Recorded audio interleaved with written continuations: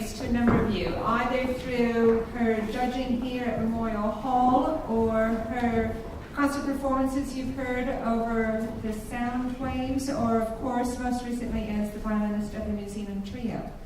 So Justine is going to be taking us all on a voyage of information, really, about the competition, but not so much about the repertoire, but why the repertoire has been selected.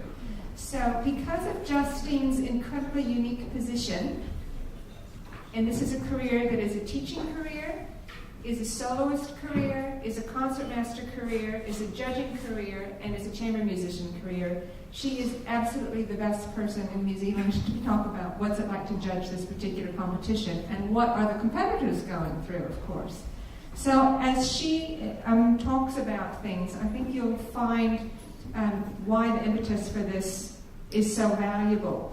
But really, the Insider's Guide came to fruition, or came together as an idea, really when I attended a conference about 18 months ago at Banff, which was the World Federation of International Music Competitions. That doesn't mean anything to you now, but it will by tomorrow, right? There was a guest lecturer there that said music competitions have a great opportunity and a great responsibility. Like a symphony orchestra, or chamber music, or opera, it obviously attracts people who are interested in classical music, but it also takes it to the next level and sometimes draws people in that really don't know that much about it, but because it's a competition, or because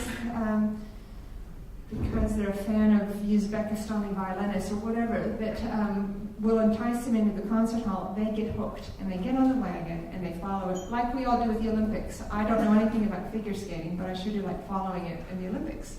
So that's the opportunity, is that we get a chance to communicate to a wider audience. The responsibility, of course, is to do something clever with it and to make sure that they return to the concert audience. So that's the birth of the Insider's Guide, and we're just so fortunate that Justine is the one that can help us with it. So over to you. Thank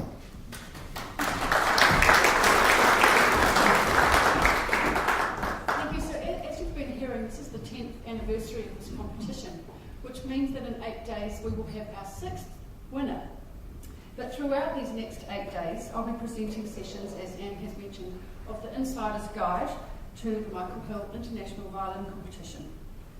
The goal of these sessions is for me to share as much information as possible about all the various aspects of the competition, and in order for you, as Anne mentioned, the audience to be able to have a much more complete understanding of the competition and what it's all about from the inside out. So I myself was a judge for the first 4 competitions, and I've been involved right from the start as the concertmaster of the Auckland Philharmonia when it began. And since then, I've been involved within my capacity as violinist of NZ Trio. So why have a competition? This competition's mission, and if you have a program book, you can read this mission on page 4. It really outlines the primary reason for a competition. It is the Michael Hill International Violin Competition seeks to promote young violinists from all over the world who are launching their professional solo careers and are aspiring to establish themselves on the world stage, to recognise and encourage excellence in musical artistry, and to expand performance opportunities, including playing New Zealand repertoire. So the role of competitions in the music world is one of the most powerful ways that a young musician can get exposure and support in the launching of their careers, particularly their solo careers. And so far this competition has been wildly successful in helping to launch and develop the blossoming careers of our 5 winners. So I can tell you a little bit about each of our winners. Josef, who won in 2001, he has been up to all sorts of interesting things in the past 10 years. And he quotes his 4 years exploring China from 2002 until 2005 as being personally significant. He was studying Chinese music, travelling, and getting to know the people and culture of all the different parts of China. And then in the past 4 years, he has been teaching on the faculty of the prestigious Cornell University in upstate New York. the most exciting thing for Josef. Very recently he was appointed the first violinist of the Juilliard String Quartet. When I heard that news, I was just so thrilled, and it was just the perfect position for Josef. He's just such an exquisite chamber musician. And I have a quote from one of his new colleagues in the quartet in regards to Josef's versatility and accomplishments. He says, "Mr. Lin is a virtuoso violinist of the highest order, as well as a superb chamber musician. Further, he is the most serious artist with wide-ranging interests that include Chinese music and culture. We firmly believe that his deep thoughtfulness about music will add a remarkable voice that will embrace and complement the ongoing dialogue that always has been a strong characteristic of the Juilliard Quartet." So that's where our first winner is at. And then Natalia Nemeko, who won the competition in 2003, she had actually already won the Paganini competition 3 years earlier, before this competition. But since then, she has had a very active solo and in particular chamber music career based in London. She's been playing with major orchestras around the world, including the St. Petersburg Radio Symphony, Tokyo Royal Philharmonic, Melbourne Symphony, Royal Philharmonic, and here in New Zealand with the New Zealand Symphony and the Auckland Philharmonia. And she has performed chamber music alongside such renowned musicians as Gidon Kramer, Tabar Zimmerman, Dmitry Sitkovetsky, Shlomo Mintz, and Yuri Bashmet. I'm sure they're all names that you're familiar with. Most recently, she has been appointed, and she'll be starting this in a few months, as Professor of Violin at the Royal College of Music in London. So it's a real achievement for Natalia. And then 2005, Fen Ning was our winner, and he had already won the Queen Elizabeth competition in 2001 before this competition. And following this one, he went on to win the Paganini competition in 2006. And he has a very active international solo performance career, and has performed with top orchestras in China, Canada, UK, Belgium, France, Italy, Denmark, Japan, here in New Zealand, Russia, USA, and Germany. And I heard him very recently playing in Wellington, the Elgar Concerto, and he learnt that in order to perform it there, and it really was exquisite. I was blown away. It was absolutely stunning. So then we move on to 2007 with Bella Hristrova, and she went on to win the first prize of the Young Concert Artists Guild in New York in 2008 and 9. And she's currently enjoying a very active solo performance career, particularly in the States. She's performing Bach's Double Concerto with Pinkas Zuckerman and the Orchestra of St. Luke's in New York, and with many orchestras around America, and also playing in many chamber music series in the States, including New York's Lincoln Center and Carnegie Hall. She also enjoys a very busy summer festival schedule.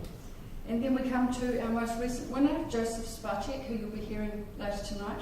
And I've been listening to a lot of his CDs in preparation for my talks through this competition. And he's a stunning violinist. He was here most recently last year. He undertook the Winners' Tour throughout the country, 15 different concerts through the country. It was hugely successful. And his really major news is that he has been appointed concertmaster of the Czech Philharmonic, which is a huge honour, and he'll be starting that in a few months. So of course competitions are not all just about the winners, and far from it in fact. Each competitor has the potential to gain huge amounts from a competition. Simply being selected for this competition is a huge achievement. We had 140 applicants this year. And the experience of travelling to New Zealand, all expenses paid, from the other side of the world, must be an incredible experience for these young musicians. Competing in a competition like this will be hugely valuable for their career experience, and with no doubt it will help with the competitors' own developments in their careers, in particular preparing for future competitions and performances. One such competitor who didn't win this competition but went on to some fantastic achievements is Ray Chen, who was a competitor in 2005. I remember him very vividly that year, and although he didn't even progress to our finals, 3 years later, he went on to win the Yehudi Menuhin competition in 2008, the Queen Elizabeth competition in Belgium in 2009, and recently I heard him playing a Brahms violin concerto with the Sydney Symphony Orchestra. And on that occasion, he was playing the 1721 Macmillan Strad, which was one of the prizes that he got from, he didn't get to, he wasn't gifted this violin, but he was given the opportunity to play it as a result of the 2008/9 Young Concert Artist Guild in New York. So I can only imagine that his experiences here and that early competition for him really helped him prepare for those future achievements. So how did this competition come to be? At this stage, I'd like to invite Michael Hill onto stage to talk about his vision for this competition.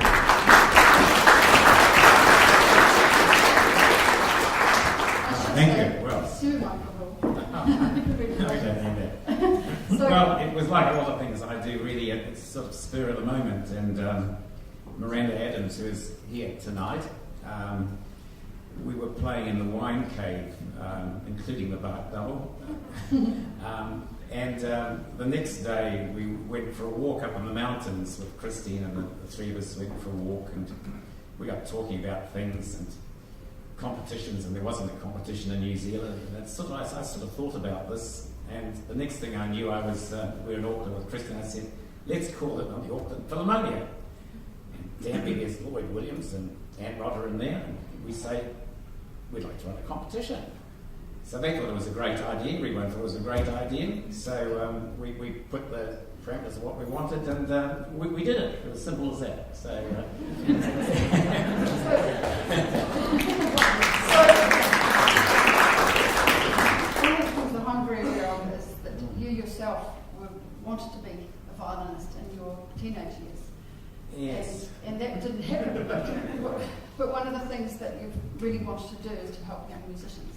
So that must be a big part of why this came about. Well, it's quite amazing how things work. Oddly enough, I did enter the New Zealand Herald violin competition when I was 17, I think.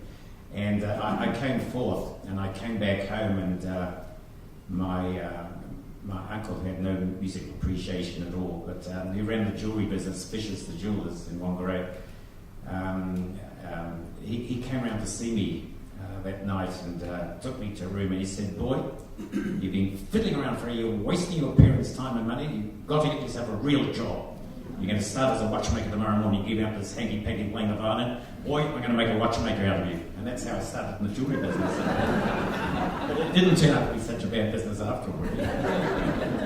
Yeah, so, but basically what we're striving to do with this competition is to find an all-round violinist, to find somebody that's got all the facets of being able to not just play on stage, but to be able to do chamber music, and also to be a nice person. And what we look for, and what we're going to do with the winners of this competition, is to treat them like they are a brand, because they are a brand, they're an identity. And probably one of the things that they're not taught too much about at Juilliard or Curtis or at these music school is the little finer details of the other things, because today there's a lot of great musicians that are knocking on the door, which are truly an exceptional standard. And what is the tipping point that makes that one person out of that group rise above the other? And I believe it's all the little facets, the way their stage presence, the way they walk on stage, the way that they hold the violin, the way their hair looks, the way their body looks, whether they're healthy, whether they're overweight, how their voice is, 101 things. And this part is something that myself and our advertising agency are pretty keen to get hold of these winners and perhaps give them as much of a tweak from our on all these aspects that will make a difference. Fantastic. Thank you. So one of the things that is also really stands out about this competition is its supportive nature. And has that been something that you've been very conscious of from the start? Having a competition that is very welcoming. Well, I think I know.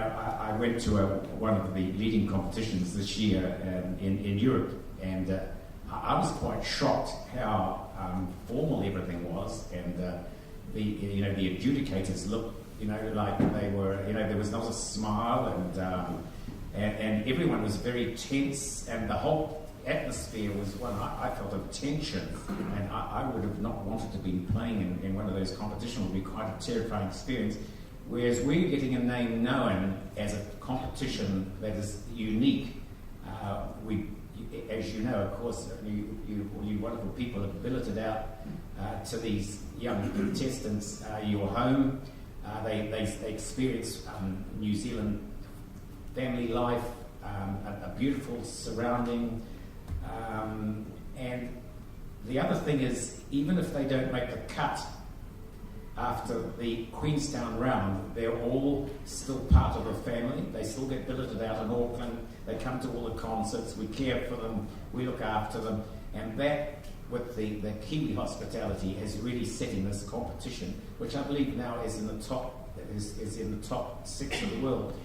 What you've got to realise, what you're going to hear over the next few days, is the Olympics of violin playing. This is the most serious players on the planet, young people. The next protégés are here in Queenstown, and this is an unbelievably unique experience. And also the adjudicators, I believe there's 5 Stradivariuses in town. This little town here has 5 Stradivariuses. It's unbelievable, really. So, it's all very exciting. Yeah, absolutely.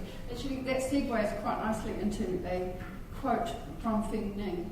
I contacted him to ask him about his experiences of the competition, and as part of his email, he responded that when he was here, he said, "Firstly, I was able to enjoy the competition more than I normally would, because during the competition, although everyone still had to practice a lot, we were able to soak up the great views in Queenstown, communicate with our friendly host family, and hearing the story of Sir Michael Hill and his violin, and how the Michael Hill International Violin Competition became a reality. It's a big, big encouragement to a young violinist." So thank you, Michael. Thank you very much. You've got an incredibly inspired vision, and we're all reaping the rewards, and of course these fantastic young violinists have a lot to owe to you. Thank you. We should call you doctor as well, of course. Cheers. Thank you very much. Thank you.